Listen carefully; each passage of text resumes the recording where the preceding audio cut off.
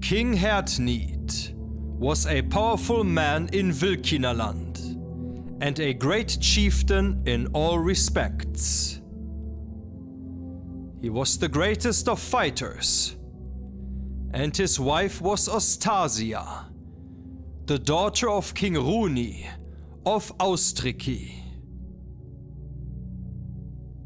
Her stepmother was so well versed in magic that she cast a spell on her in childhood, so that she put all of her knowledge of magic in the child, so that she was just as well versed in magic as her stepmother.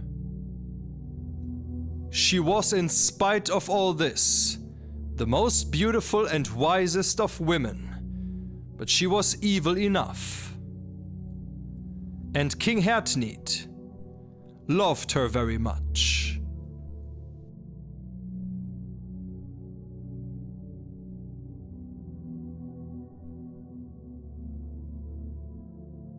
King Isung the Strong ruled at this time over Bertangaland, along with his sons. He was a great enemy of King Hertnid, and had given aid even to King Attila, and done much damage to the Vilkina men.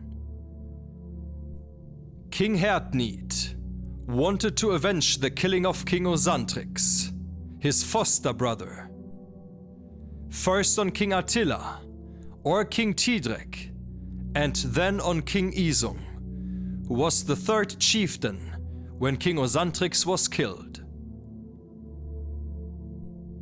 King Hertnid collected a great army and traveled with the army until he came to Bertangaland, into the kingdom of King Isung.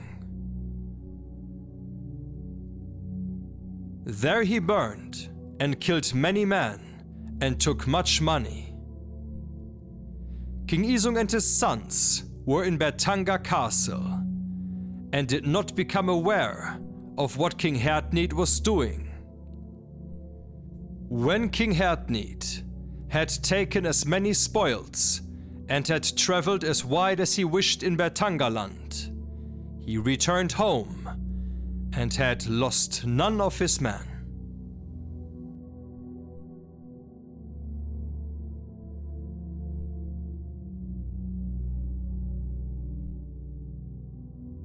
King Isung and his sons found out what King Hertnid of Vilkinaland, their greatest enemy, had done. They collected an army from all of their kingdom and went after King Hertnid in order to avenge themselves. He sent word to his good friend, Thetleif the Dane, and to another man, Fasold the Proud. They received the messages well and traveled with all their men to meet King Isung. They all arrived together in Vilkinaland, and they burned many districts and killed many men. Everyone fled before them, wherever they went. No one was bold enough to throw a spear at them. Everyone fled, some into the forests, some by ship, and some into unpopulated heaths. Some fled to King Hertnid and told him that King Isung of Bertangaland had come with his sons, and that Thetleif the Dane and Fasold the Proud were with them, along with 5,000 men, and no troop stood against them, and no fighter dared stand against them. When he heard this news, King Hertnid became very angry and sent messengers into all of his land, saying that all of the soldiers of Vilkinaland should come together and defend their land. This news seemed grim to everyone, that they had to fight against so many warriors as had now come to Vilkinaland.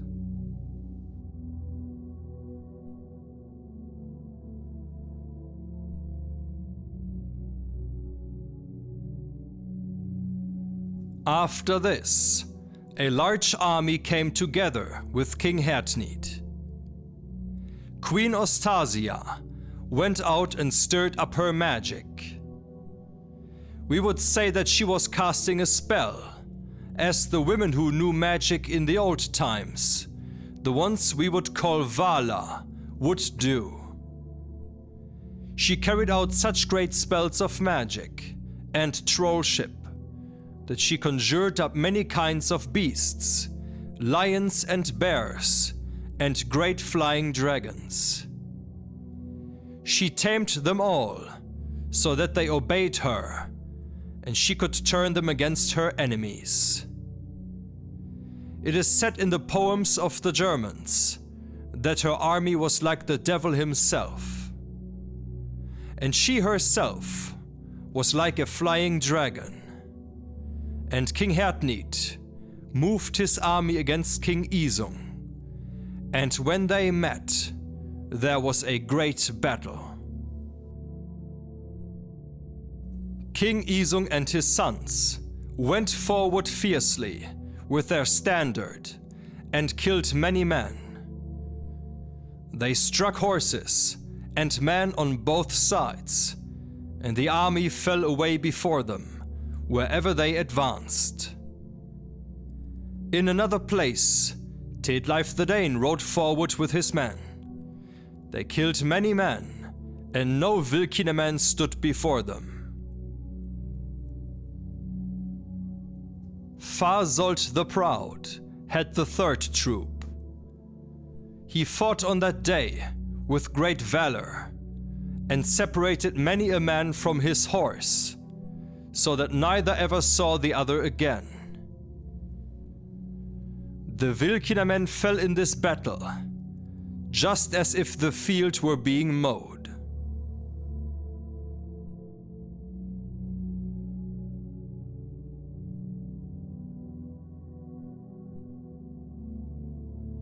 At this moment, Ostasia arrived with her army, which she had collected through magic. Dragons flew over the army and killed many men with their claws and their mouths.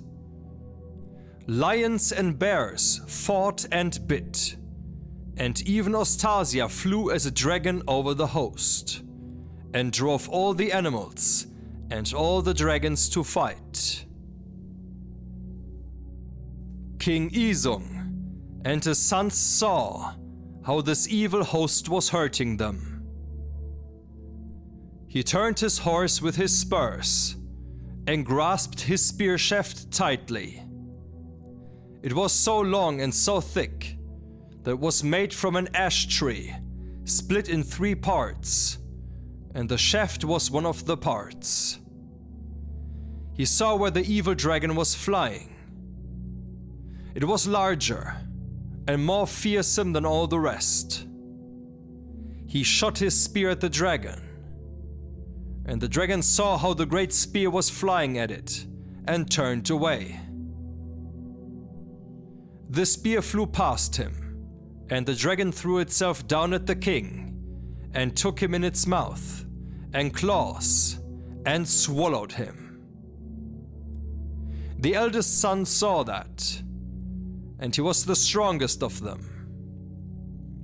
He ran his spear through its foot and into the body, and the dragon turned toward the blow and grasped him so tightly with its claws that it went through the byrnie and the torso. This is how he was killed, but he had before that killed a lion and a bear. In this moment, Lorantin, the youngest son of the king, had killed a lion and had been wounded, and another dragon killed him. And this dragon gave him his death wound with its claws. This battle lasted so long that the dragons and the lions had almost all lost their lives from the great blows of the sons of King Isung. And King Isung and all of his sons were now dead because of the animals and the dragons, and nothing else had killed them but the magic of Ostasia.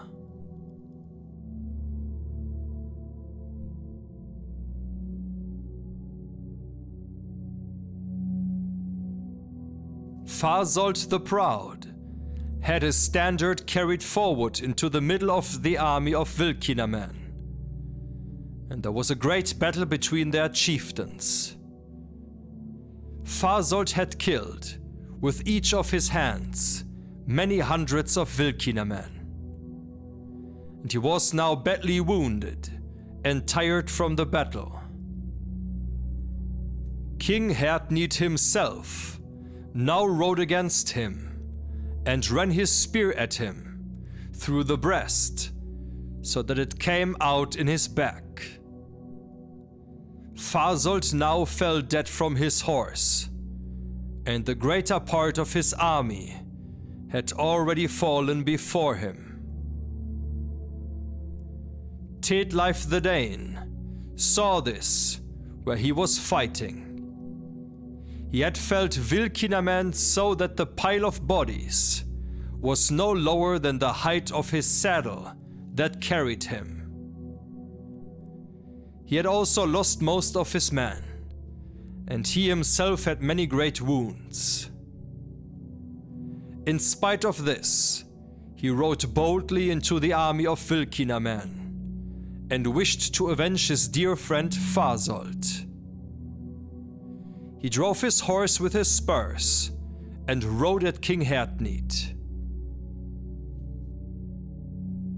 He ran his spear through his shield so that it split apart, and through his double chain birnie and cut apart his shoulders, through to the shoulder blade.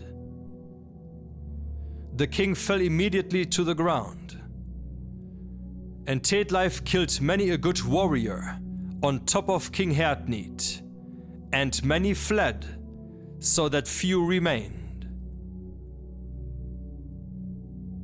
One of the worst dragons flew over Thetleif with a gaping mouth and intended to kill him. Thetleif struck upward at the dragon into his mouth, so that it went out through the neck.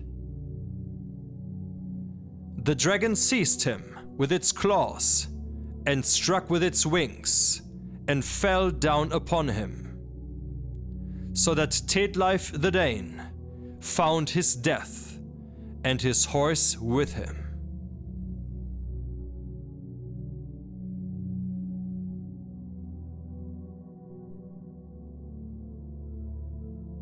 When all the champions of the Bertanga men had fallen, the Vilkinamen did not stop until they had killed every man's child in the Bertanga army. The Vilkinamen found their lord, King Hertnid, badly wounded, and they took him along, and they came to the physician, who was the best in Vilkinaland, and he healed him. And when King Hertnid came home to his castle, his wife, Ostasia, was ill. And now King Hertnid became aware where his help had come from, when the dragons and the animals had helped him, and how skilled in magic his wife was. The third day, she died with little praise in words. King Hertnid's wounds healed, and he ruled over Vilkinaland, as one hears in his saga, and he carried out many great deeds while he was king in Vilkinaland, and there is much to tell about him, but it will not be told here. And thus, Queen Ostasia helped her husband and lord, King Hertnid, with her magical abilities, being a sorceress, but she had lost all her strength in the process, so that she had to die afterwards. Next episode, back here in the Hall of Sagenheim, we will tell that part of the Thidrekssaga that is called Grimhild's Revenge. And thus, you will hear about the greatest story ever told in Germanic areas. It is probably the most famous of them all. So be back here, next time, in the Hall of Sagenheim.